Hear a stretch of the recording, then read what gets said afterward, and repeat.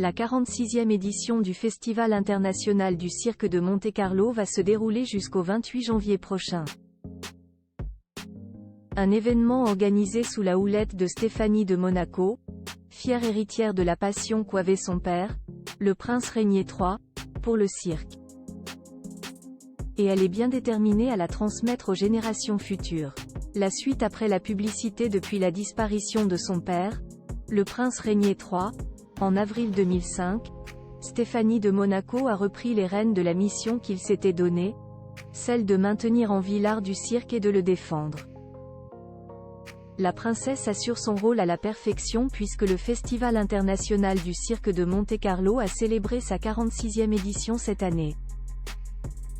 Un cru très particulier puisque marquant la fin du centenaire du prince Régnier III, à l'origine de l'événement.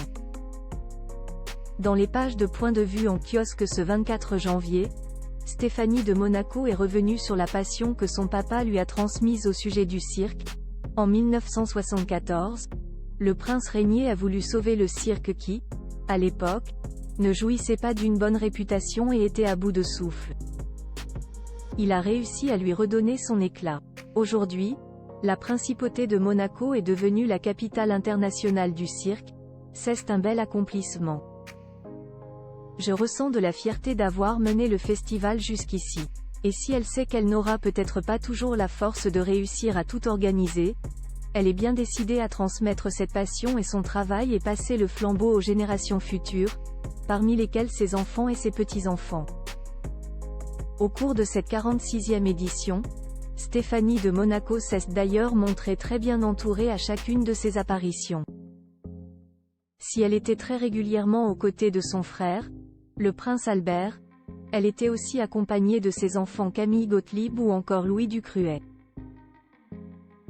Victoire, bientôt spectatrice, Stéphanie de Monaco a donc pu compter sur le soutien des siens pour le accent aigu Paulet et l'accompagner jusqu'au bout de cet événement. Malgré la fatigue générée par un rôle de jeune papa, Louis Ducruet a été un soutien sans faille. Preuve que le travail de transmission a été accompli et qu'il n'est pas près de se terminer. Stéphanie de Monaco l'a d'ailleurs confié au cours de son entretien. Si la jeune Victoire, sa petite fille née en avril 2023, est encore trop petite pour assister à une représentation de cirque, Stéphanie de Monaco sait pertinemment que ce n'est qu'une question de temps, nous verrons l'année prochaine. Mais je ne m'inquiète pas, Louis adore le cirque, Victoire devrait être à bonne école. Ce qui est certain, c'est que du haut de ses 9 mois, Victoire a déjà tout d'un sacré numéro. La suite après la publicité.